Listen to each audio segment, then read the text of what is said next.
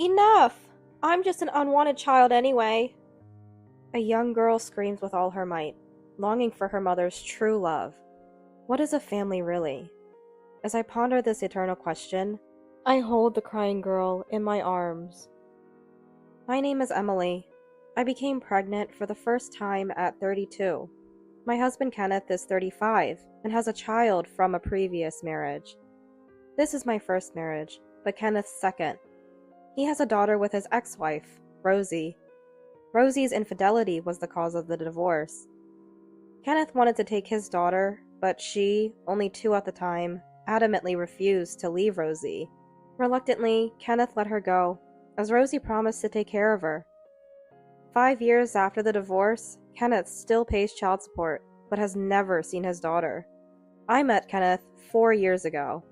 We married a year after dating, and soon conceived. I'd be lying if I said I wasn't concerned about Rosie's child, but I harbored no negative thoughts. Instead, I felt sorry for Kenneth, unable to see his child. Before my pregnancy, I hadn't thought much about children. However, carrying a new life made me realize the pain of being separated from one's child. The mere thought of being apart from a newborn is terrifying. Maybe I'm slowly gaining a sense of parenthood. One day, while walking with Kenneth after a prenatal checkup, he suddenly exclaimed, "Ah!" he exclaimed. In front of us was a couple, arms linked. "Wow, long time no see," the woman said to Kenneth. "You too. Wait, isn't Stephanie with you?" I recognized the name. This woman was Kenneth's ex-wife, and Stephanie, their daughter. Despite living in the same city, their encounter left me speechless. Stephanie? Isn't she at home? She seemed indifferent about her daughter, out on a date with a man, possibly her boyfriend or husband. What's with that tone? You should know where your child is. She's in elementary school. She can stay home alone. She's only a first grader. Alone at home? Don't meddle in other people's business. Stephanie is my daughter. Sure. Keep paying the child support, okay? Hey! Ignoring an angry Kenneth, she and the man quickly left. A few days later, while shopping alone, I saw a familiar woman approaching. Perfect timing. I was about to go to your house. Here, take this. She thrust a young girl with a school bag in front of me. Her daughter, Kenneth's Stephanie. She must have learned our address through Kenneth. What I thought was coincidence wasn't. I'll be away for a while. Can you look after her? Wait a minute. Before I could respond, she disappeared. How fast? Left with Stephanie, I suggested. Let's go home. I couldn't leave her there. She was expressionless, silent, and immobile. Finally looking at me. I know I might not be perfect, but please take good care of me, she said politely. A first grader? Really? Confused, I let her roam. I'm so sorry. I gave Rosie a piece of my mind. Kenneth apologized when he returned from work. It's okay. We can't leave a small child alone. I understand.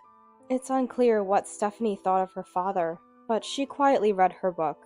A very well-behaved, quiet girl. That was her first impression. Odd for a first grader not to miss her mother after a few hours, yet she said nothing. Until Kenneth got home. Want some snacks? Or, how about watching some anime? I tried to engage her. Don't worry about me. But all I got was, do you enjoy school? What's your favorite food? When I asked. Nothing in particular, she simply replied. Eventually, we both fell silent. It was incredibly awkward. That woman, she's off on a week-long trip with her new boyfriend, not even thinking about where to leave the child. It's just terrible. How did she handle these situations before? Probably our recent accidental meeting made her think she found the perfect place to leave Stephanie. Her parents are long gone, Kenneth murmured softly, filling the air with a sense of helplessness.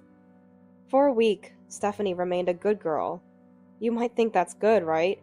No, I think it's not good at all. She's a child, right? Still a first grader. Isn't this the age to be a bit troublesome? In the end, she stayed good, and the week ended with an awkward silence. Then the day came for Kenneth's ex-wife to pick her up. On that Sunday morning, Stephanie seemed unusually restless. "Mommy, is she coming?" She's still a child, missing her mother. Just as I was thinking this. "What? You said your wife was there, right?" "Listen, my wife is pregnant and can't manage everything. You know that, right? Think about Stephanie's feelings, waiting eagerly for you." Kenneth's angry voice echoed. Stephanie looked out the darkening window with sad eyes. Her mother didn't come to pick her up at the agreed time. When Kenneth called her, she must have said something came up. Kenneth was furious. No pickup time for Stephanie today. "Keep your promises! It's cruel, isn't it?" Hey! Hey! You're kidding me!" She hung up. Kenneth stood stunned after being abruptly cut off. "Stephanie, how do I explain this?" As I reached to touch her shoulder, she slapped my hand away. "Stephanie? It's fine." "What?" "It's fine! I'm just an unwanted child anyway." "Stephanie, wait. Mommy always does this. Always choosing men over me. Always coming home late. Never cooking. Always just fast food from the grocery store. Just bread for school trips. Never coming to classroom observations. And she won't come to the upcoming sports day either." "Stephanie." Tears overflowed her eyes. "Am I unwanted? Am I just a nuisance to Mommy? I kept my promise. I was good. But Mommy, Stephanie." Unable to hear more, I hugged her tightly. At that moment, he probably couldn't hold back anymore. Stephanie burst into tears. She must have been holding back all this while, believing that being good would make her mother care. There were no unnatural injuries or shabby clothes on Stephanie. Her mother provided care, in a sense. But what a young child needs most is love. A tight hug, a gentle stroke on the head, to be told, "I love you, you're precious." That's what she never received from her mother. "Stephanie!" Kenneth couldn't help but embrace her too. "Dad." Their relationship had been awkward all week. A father and daughter, connected by blood, looking alike, but between them lay a thick wall, built over the long months of not being able to meet. However, the moment Kenneth hugged Stephanie, it felt like the wall between them crumbled. For a while, the three of us continued to embrace and cry. Eventually, her mother came to pick her up, but not until another week had passed. A month after Stephanie returned to her previous life with her mother. "I want to take Stephanie back." Kenneth spoke to me with a serious expression. "It's okay," I immediately replied. "Are you sure about deciding so quickly?" "What are you talking about? I've thought a lot over this month. If you hadn't brought it up, I would have suggested it." "Really?" "Yes. After all, Stephanie is your daughter, your beloved daughter, and she's going to be the big sister to our baby." I rubbed my swollen belly. At that moment, as if agreeing, the baby inside kicked. Overwhelmed with happiness, I looked at Kenneth. She needs a family that loves her, not just someone who lives with her and feeds her. She needs a real family. "Emily, let's go get her. Our precious Stephanie." "Thank you. Honestly, I still don't feel like Stephanie is my daughter, but she must feel the same. To her, that woman is her only mother, and she can't see me as a parent. That's okay. Better than leaving her with that woman. I can't bear to see her cry like that again. It doesn't have to be a mother-daughter relationship. Family doesn't have to be just that. That's what I want to believe. But we shouldn't force her. We need to talk to Stephanie first and understand her feelings." "Yes, her feelings are what matter most." "Thank you." "It's something I can't do. Dad, you should do it." "Of course. I'll also consult a lawyer to make sure we can get custody without any issues." "Please do." And so, we began preparing to welcome Stephanie. But things moved unexpectedly fast, starting with Stephanie's sudden appearance at our house. One day, returning from a baby checkup, I found someone sitting in front of our house. It was Stephanie. What happened? Mommy? She burst into tears. Her hands were incredibly cold. How long had she been sitting there? Seeing Kenneth rush home early after my call, she cried again. After she cried herself to sleep, Kenneth called Rosie. What? You don't want her anymore? What does that mean? Rosie's voice came through Kenneth's phone on speaker mode. So my current boyfriend doesn't like kids. I can't keep her here. Just don't let the man into the house. He wants to live together, but I can't just abandon Stephanie, right? I don't want to be accused of being cruel to my child. Leaving her outside our house is cruel enough. What can I do? I just delivered her to her father's house. She's yours, Stephanie. You raise her. Fine. I get it. I'll raise Stephanie with all my love. She'll never go back to you. Is that what you want? That's what I'm saying. Oh, and I can't pay child support. I have no income. I don't expect anything from you. I'll see a lawyer tomorrow to start the process of changing custody, so make sure you cooperate. Okay. My boyfriend is calling. Bye. With a flippant reply, she ended the call. A long silence followed, broken only by Kenneth's deep sigh. I'm sorry. Don't apologize to me. Right, I'll check on Stephanie. Please stay with her. Emily? Yes? Thank you. I returned Kenneth's tired smile with my own. I didn't know what would happen, but just like the child in my belly, I was determined to protect Stephanie too. That decision, however, didn't make the sudden start of parenting easy. I hate this. I don't want it. I won't eat it. Don't talk to me. The complete opposite of her previous visit, Stephanie was now a difficult child. Probably due to the anxiety of being away from her mother. She needed to vent her feelings. I endured patiently. You can't throw things just because you hate them. Everything has life. You won't grow if you don't eat. You can't communicate if you just keep to yourself. Tell me about yourself, Stephanie. Gradually, as I continued to interact without faltering, her attitude began to change. As my due date approached and I was rubbing my growing belly, Stephanie hesitantly came closer. Seeming curious about my belly, I asked her, Do you want to touch it? Can I? Of course. Just gently. Yes! With blushing cheeks, Stephanie gently touched my belly. At that moment, ah! The baby kicked. It's saying it can't wait to play with you. Did it kick because I touched? Is the baby mad at me?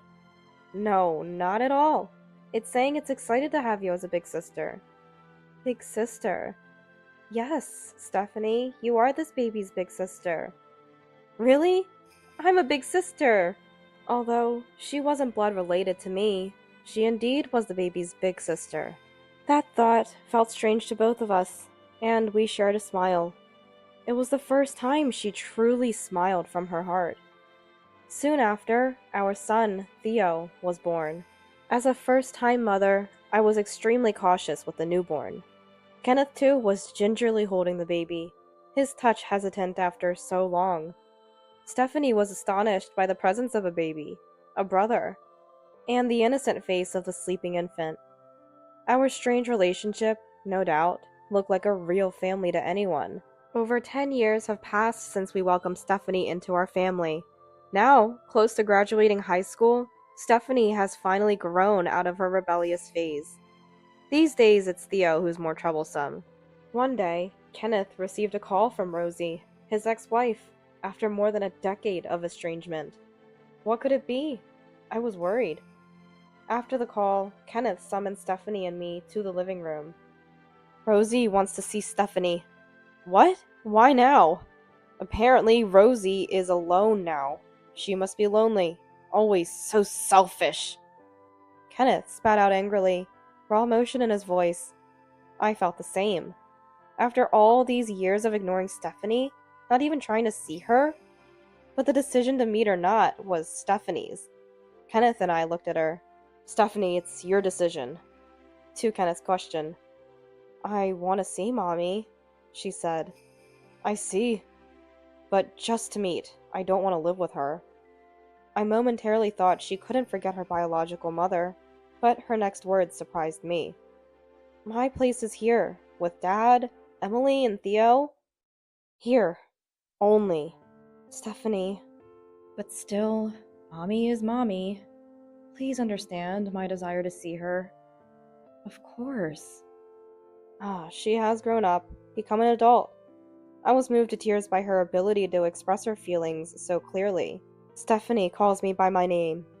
I'd be lying if I said it didn't bother me, but I don't wish for her to call me anything else. In any form, we are a family. That was enough for me. And then, Stephanie went to meet Rosie. She planned to stay for a few days during the long weekend. I was worried. What if meeting Rosie made her feel that she preferred her real mother? What if she wanted to live with her? I had no right to stop her, but I feared Stephanie might get hurt. My only wish was that she wouldn't be hurt, or end up in tears. But Stephanie came back to our house. She returned the same day, even though she was supposed to stay over. What happened? Kenneth and I were surprised. She told us, I met Mommy. We talked about a lot. Her conversation with Rosie went like this. You've grown so much. Well, it's been over 10 years. What will you do after graduating high school? I'm going to college. Wow. Then you'll get a good job, won't you?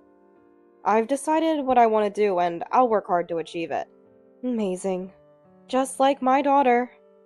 Stephanie gave a wry smile, but Rosie didn't notice. You must have been uncomfortable living with a woman who's not your real parent. That's not true. Emily was very kind. The packed lunches for school trips were delicious. We even ran in the parents' relay at the sports day. She always came to classroom observations. It must be nice to have so much free time. Rosie laughed mockingly, and Stephanie couldn't overlook it. That's not fair. You never did anything for me. Mommy was very busy. You weren't working, were you? Well, I managed the child support from Dad. Huh? That stopped when you went to live with Dad. I've been struggling. And now I don't have a boyfriend, so I'm totally out of money. But if you live with me, it'll be fine. Huh? If you take up part-time jobs, we'll manage. You can work hard, right? What are you saying? I'm not living with you. Stephanie said with quiet anger. I came today to put an end to things. I've always wanted to tell you something. What is it? Thank you for raising me until elementary school. So you're going to repay the favor? Wait, listen to the whole story. And thank you for leaving me with Dad and Emily. They loved me very much. Emily gave me the love you never did. An overflowing love. That? Rosie was speechless, her body rigid. Family can be formed without blood ties. That's what I learned. My family is only those people. Mommy is mommy, but not family. I wanted to say goodbye properly. Goodbye, Mommy. I won't see you again. Wait! What about my life? That's not my concern. Find another boyfriend? Sorry, I'm really sorry. If you resent me for the past, I apologize. So, no need to apologize. I don't resent you. I'm thankful for letting me meet my current family. So that? Stephanie shook off Rosie's begging arms, smiled again, and said, Goodbye. So, she parted from her mother. Is that okay? Yes, I intended to do that from the start. I won't meet her again. Didn't I say? My place is here.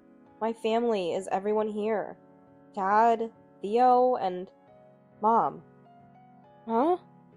I was momentarily confused by what she called me. Surprised, Stephanie. Making a funny face, she said with a laugh.